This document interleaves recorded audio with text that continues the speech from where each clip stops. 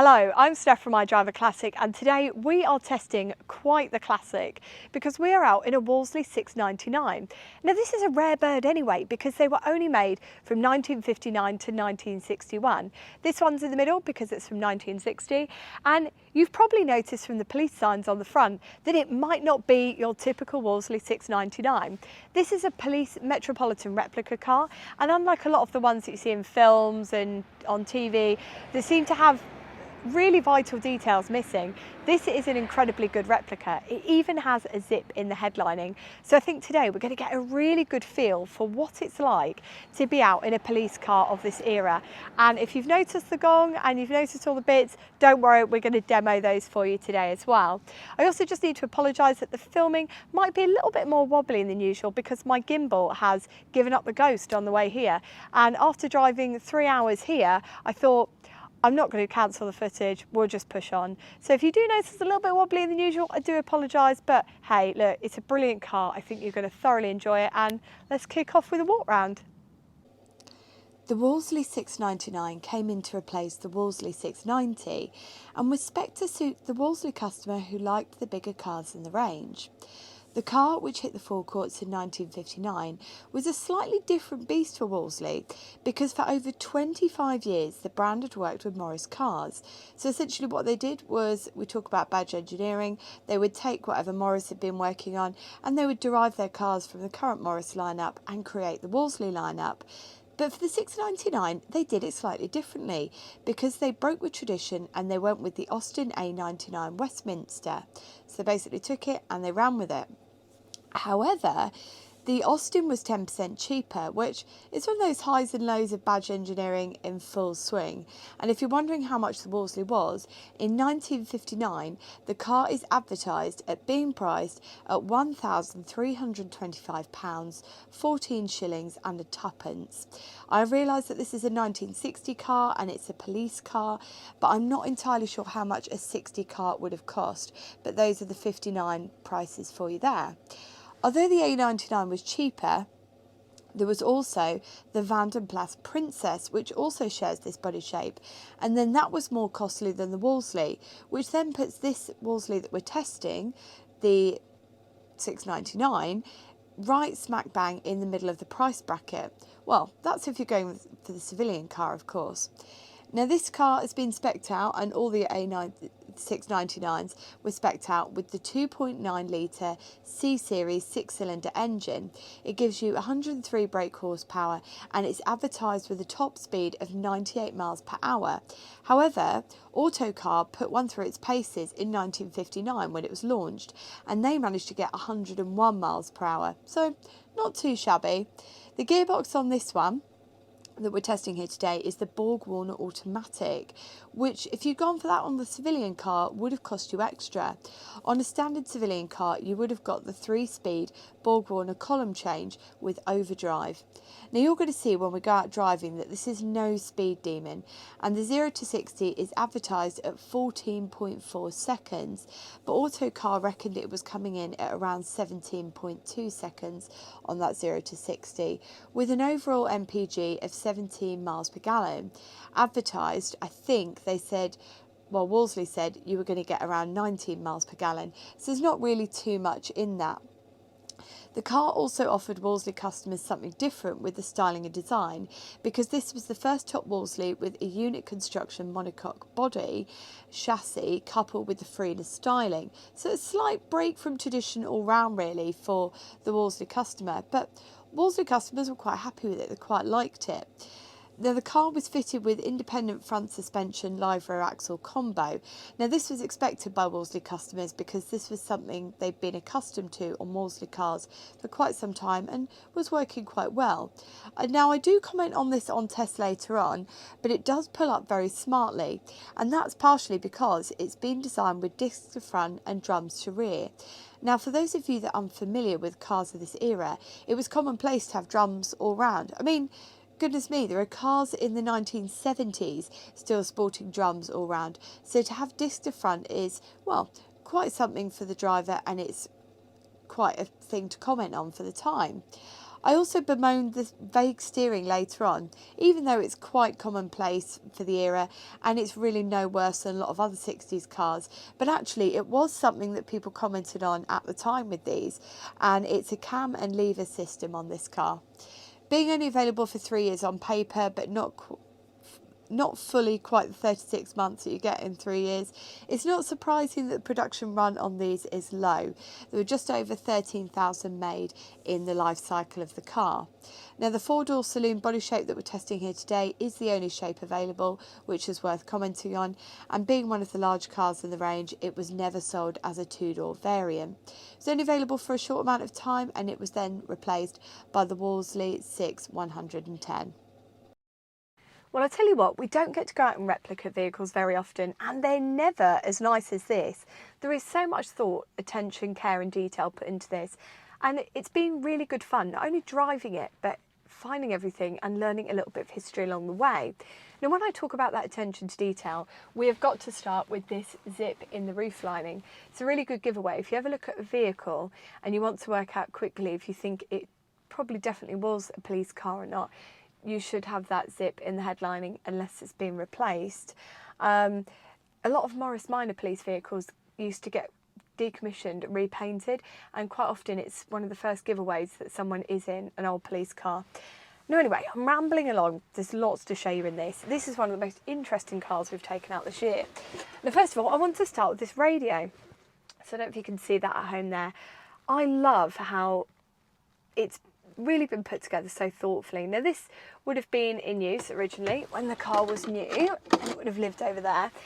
And essentially, one of the things that I need to make clear as we go through this, because you'll see that you can't reach everything as the driver, is that going out in this vehicle was a 2-man job, and each man had their job. So you've got your driver, and he's responsible for making sure you get to the criminal, get to the incident, and essentially don't hit anything along the way. And then you've got your second man sitting here. Now his job is just as important as driving, because he's responsible for talking through the radio, communicating. He's also responsible for everything from your gong, which we'll explain in a minute, right through to even tracking the speed, which is why your speedo is angled away from you. But let's get into that in just a minute. So you've got your radio there. So your transistor radio telephone works with the box that you probably saw in the boot when we were looking around the inside of the car.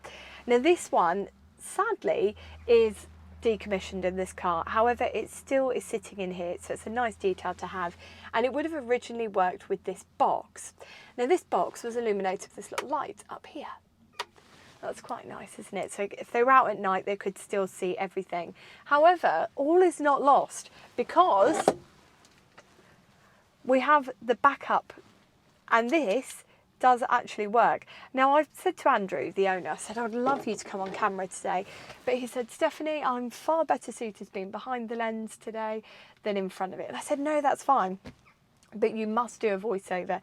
So without further delay, here's Andrew demonstrating the replacement transistor radio telephone. Attention people, this is a message. Alien spacecrafts have been found under Dunstan Green. This is a message from the police car of authority. Obey the Wolseley and beware all teddy boys. What a fantastic voice, eh? And it just brings it to life. Now coming into the centre, let me show you what else we've got. We've got the torch here. Now this is something that would have been in the car originally. And then something that you won't be able to see right now is we've also got the original fire extinguisher. Now these were issued on all government issue vehicles, because I've got a disability vehicle in my fleet, and that was issued with a fire extinguisher as well. So it's really nice that it's still in here, because quite often when you saw vehicles taken out of use, government vehicles, they would strip stuff like that out. So it's very rare that it's still inside here. So again, just these little details that make it go from a nice car to a really special thing indeed. Now you've got your switch for your police lights, and that illuminates the plate at the front that says police, so you can see that there, and it also illuminates the plate at the back. So I guess if you're a criminal trying to get away, at least you had a bit of a faint idea, because those bulbs aren't the brightest.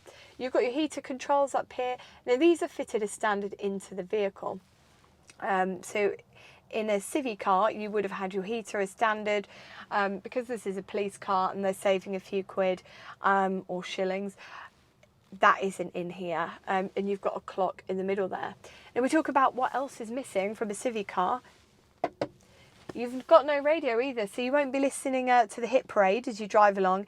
You will be needing to focus on the job in hand. However, quite often, police, when they were out and about, would put all their cigarettes, their matches, everything else into their scraps of paper.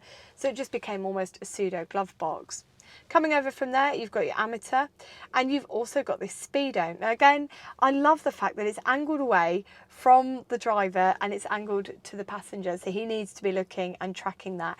And there's just a little reminder there of the car number as well, the identifying number. I just really like all the history inside here, and I hope you like it too. I'm such a history geek, it's so my thing. And you know what I've just realised? I realised that I haven't demonstrated my favourite thing on this car, which is the gong. So just press this button here. Sounds like my old school bell. Now the gong is what came before the two-tone siren. I need to be right with these facts. Now the gong was replaced in the Metropolitan Police Force in the mid-1960s by the two-tone siren.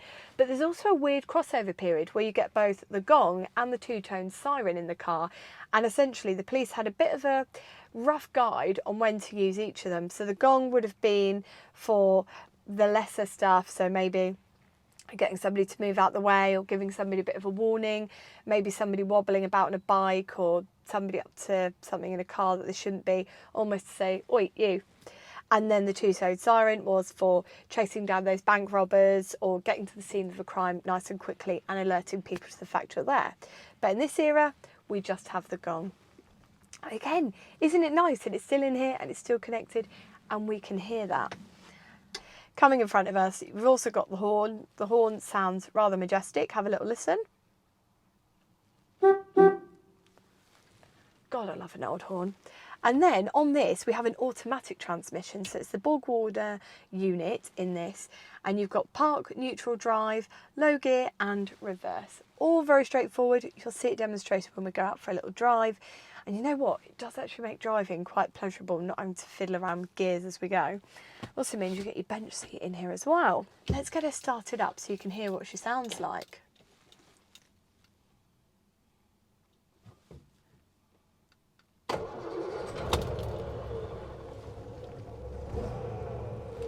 Now I know on the 690 you've got the trafficators, but on this you've actually got your flashing indicators as you would expect on a more modern car. Unfortunately the little bulb inside here is gone, but they are working. Sorry, I'm nattering away, just have a listen.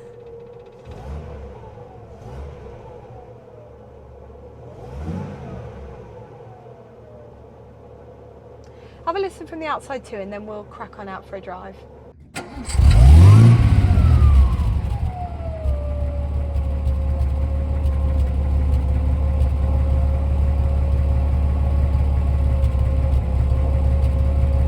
Right, we're about to go on our adventure. Don't worry about seatbelts. There aren't any in here, which is why you're not going to see me wear one. And apologies if it is a wee bit wibbly wobbly, because we are relying on manpower to hold the camera today and not gimbal power. But bear with us, because you'll probably get a truer representative of what it is like to be sitting on that back seat. So let's go.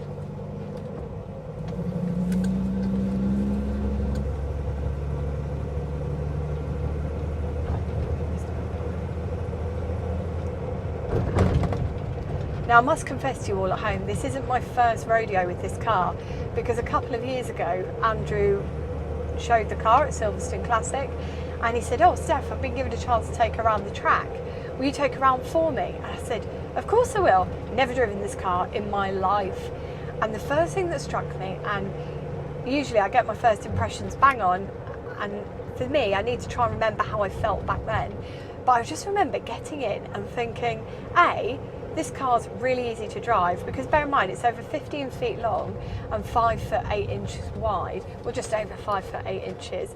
And I was a little bit intimidated because I thought that's going to feel like a big old bird. But actually, when you get into her, and you'll see as I turn there, the steering's not incredibly light, but it's not too bad. she's very, very easy to drive and become acclimatised to very quickly. If you've driven a lot of older 60s stuff, you'll know that steering isn't always as precise as you might get in a modern car. I wouldn't expect it to be. So it's about where you would expect a 60s car to be. It doesn't feel antiquated either. Now, the one thing I will say is if you've ever seen a 699 before, you'll probably notice that the dash in this is slightly different. That's because, you know, we were talking about the Austin and we were talking about the This has got the Austin dash because that's how they spec'd out the police cars.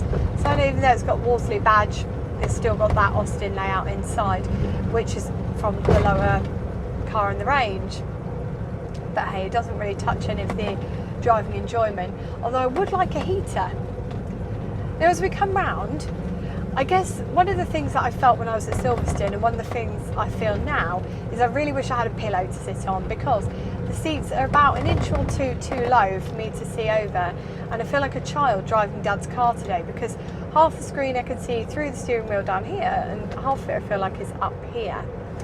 But one of the things that you do get with this, that I think you would probably get at any height, is a really good degree of driving confidence straight away, because with that curved glass, and we talk a lot about curved glass, flat glass, as soon as they swap over to curved, you get a lot more visibility. And these thin pillars here, it's a really great time for motoring actually, and the thin pillars to the back mean that you've got almost a 360 degree visibility for the car, and you've got the wing mirrors as well. So even though she's big, and that can feel slightly intimidating at first, it doesn't really impede the driving experience, because you've got so much visibility and you can see everything and you can gauge how big the vehicle is, and that makes everything so much easier. Now, driving along, I did think we'd perhaps have a bit more speed. Now even when I put my foot down, I wonder if I can get it here. Yeah. So look, even as I put my foot down, I'm just making sure I don't break that speed limit there. It doesn't feel as powerful as I expected, but perhaps if you had the manual box, you might get a bit more choice over your gears, and then it feels a bit more powerful as you come along. There's something else I must mention, which isn't related to driving experience at all, is this speedo, which is the police speedo and has been calibrated as such. Just one of those little things that I forgot to mention as we were talking through. Now in terms of your stopping power, which comes to a stop very sharply, you can tell it's a car that's had a lot of money spent on its maintenance. It drives so nicely and so well. Andrew's really taking good care of her. And also, we are attracting a lot of attention today, and I love that, because it would be remiss of me to make this video and not mention the fact that a lot of people probably know this car, because it was in so many dramas, TV programs and all the rest of it that were screened all over the world. So when people see this car, it would bring back memories of things like the Carry On series, because you see the Wolseley police car in that. And I think it was that which cinched the deal for Andrew, and it was those fond memories that made him say, that's definitely the car for me. And you know what, it's attracted so much attention that we had a man in a Maserati slow down earlier, and he rolled down his window and was just smiling and staring at the car. And it's just lovely, isn't it? Because you bring back those memories for people and you get to experience it. And I'll tell you what, it is a blooming lovely car to drive, because as you drive along, there's no rattles, there's nothing flapping about, there's no wind coming in through the side windows and stuff like that. Because you know what, cars of this era are just real quality, even the cheaper ones. And Wolseley cars were never cheap cars anyway. Wolseley was a name that was favoured by people like bank managers, solicitors. It was a quality name. It was a name that people put a lot of trust into, and they were so well built at the time that even now, taking it out in today's world, in 2023, decades after it was made, it still feels like a quality car. The materials that it's been made with have held up really well. This really is, and I've talked a lot about this in recent videos, cars of this era were built and made so that people could keep them for far longer than they probably should have been on the road. They were quality cars, they were built to last. This was when buying a car, driving a car was special. Things weren't just mass produced. And you do feel that from the quality of the steering wheel that's in my hands to the driving experience as we come around these little country roads. And it's just so pleasurable, and that's why I love cars in this era. For me, this is a golden era of motoring, because they're cars that are fast enough that you can keep up with modern traffic, you can fix it at home, so you can sort out bits yourself. There's a really great community out there of like-minded people that not only remember the vehicles from brand new, but also have owned them, and so they've got plenty of experience with them. And that, I don't know, all of it culminates together to form such a brilliant experience with cars like this. And I guess I wish that more people felt that passion, because they are so easy to drive, they are so easy to maintain. There's really no excuse for more of us not picking up the keys to stuff like this. Now, I think I've probably covered off pretty much everything. I feel like I'm pulling us down memory lane. Now, if you are looking to buy a Wolseley, the owners clubs are incredibly supportive. I've met a lot of them at shows, they're very active, there's a great amount of support there. So if you are looking for something with a Wolseley badge on the front of it, whether it's a 699 or something a little bit more commonplace like one of the Wolseley badged AD016s, don't be put off by the age of the vehicle, don't be put off by lack of knowledge. Brilliant support is out there for you. Now, that's it from me today. I'm going to be taking this lovely car home. I guess I should probably mention as well the suspension as we come over these horrible roads, because it's very good indeed. But yes, anyway, back to the point of the video. It's been a real pleasure having you alongside me today out in this vehicle. I've had good fun. I hope you've had good fun looking at it. But until next weekend, when we're doing a bit more on the marina in our Rust to Recovery series, and we're taking out another car on test, take care and drive safely.